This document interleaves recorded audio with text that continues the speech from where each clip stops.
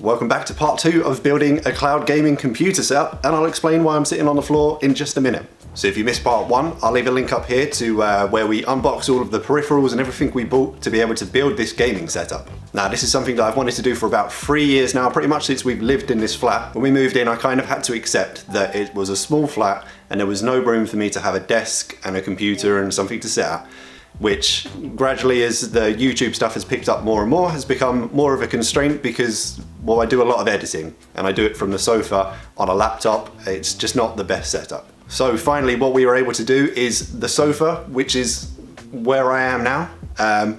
Just enjoying the space, the freedom, because we finally managed to get rid of one of our extra sofas that we didn't even sit on. What I'd actually like to do is move this sofa to another part of the room and put a desk just over here. You can see the TV's right there. Our other sofa is there. Why do you want to be pointed away from the TV? No TV and no beer make home or something.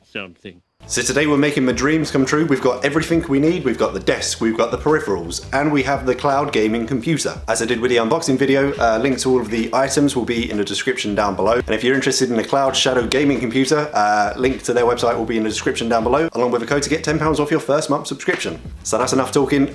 We're finally gonna make my dreams come true. What we're gonna start off with is the chair.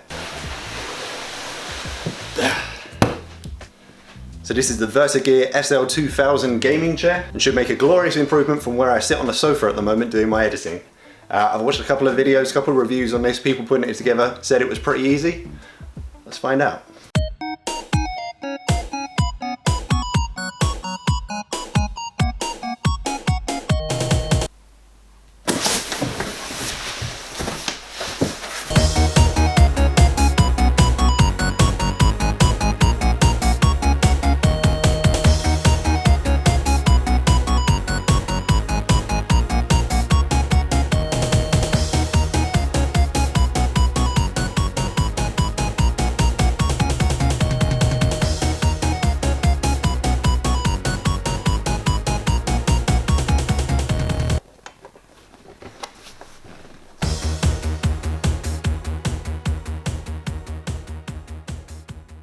Okay, step 1 of 1000 is complete.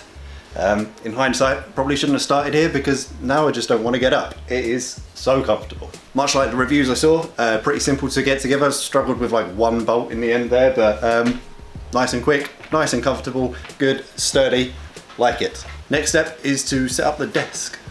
You can call me stupid. Yes, you can call me sheep. You can say I'm lazy. You can say I'm weak. You think that using her would get to me. And if you're right, then you're in trouble, D. 'Cause I won't break, no, I know I won't wait. You're in trouble, D.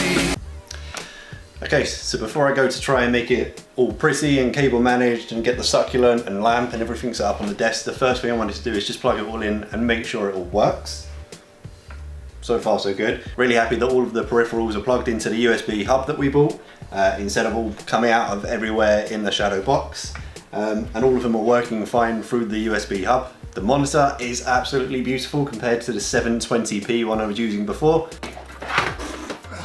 This dusty Samsung screen. We're now in glorious 4K. So next steps before I can start cable managing, because currently it looks like this. I've realized I don't actually have the things I need. I need the little Velcro strips so that I can start securing stuff to the bottom of the desk. And I also might need like a cable trunk. I was toying with the idea of putting the extension cord and power block under the desk as well, but I think it's just going to be too hard because of the length of all the wires to gather them all up and have them secured to the back of the desk without them just falling down. So I think I am going to stick to hiding the power brick over in that corner of the room, which is why I need some cable trunking now.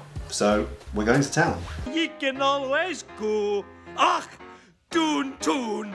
And we're back with everything we were after. So just picked up a couple of things. Some heavy duty Velcro strips.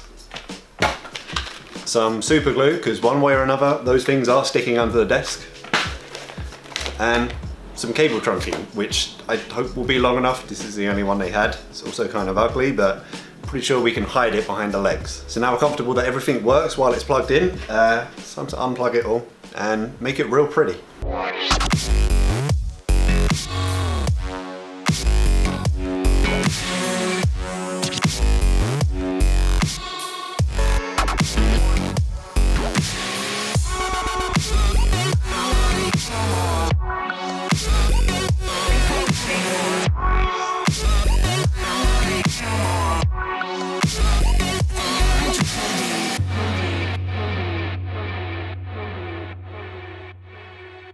But when it comes to her, you better keep it sealed. Don't you dare say a single word, or I will strike you where it feels. You think that using her will get to me, and if you're right then you're in trouble, D. 'Cause I won't break, no I know I won't wait. You're in trouble, D.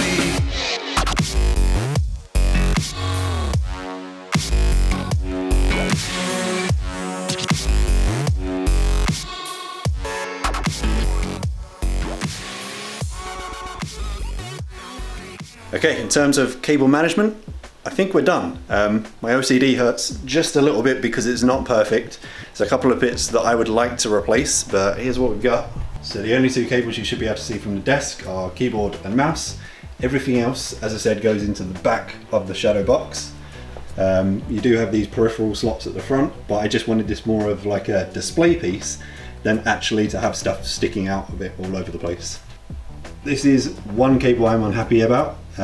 Literally the only reason it has to stay like that, and you can see it from that side, is the length of the cable. It's just the power cable for the back of the screen. It just about reaches the plug down there, and it runs down the leg with the rest of them, so it's just a regular monitor cable. It's actually the same cable that you use to plug most kettles in as well.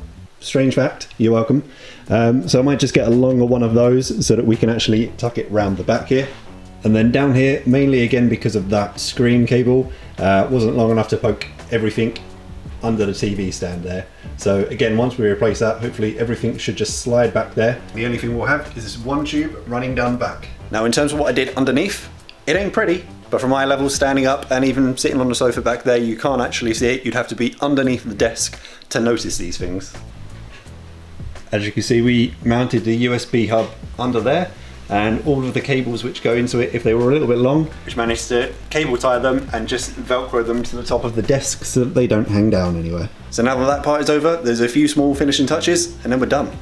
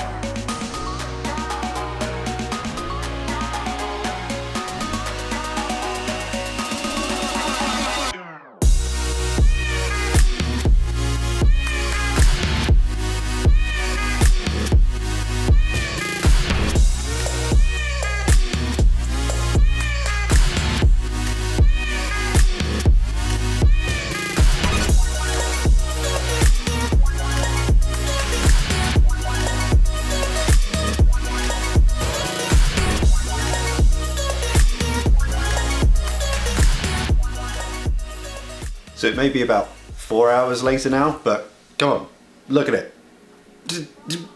How could I not start using it straight away? But all in all, extremely happy with the way it came out. Obviously, like I said, a couple of things we need to change around, but it's everything I could have asked for and more, something I've wanted for at least 3 years now, and it's just now a proper, complete, comfortable place for me to edit, play games, record videos, whatever we got to do, we've got space to do it now. Same as I did with the unboxing, if you're interested in any of the individual pieces, everything will be linked in the description down below.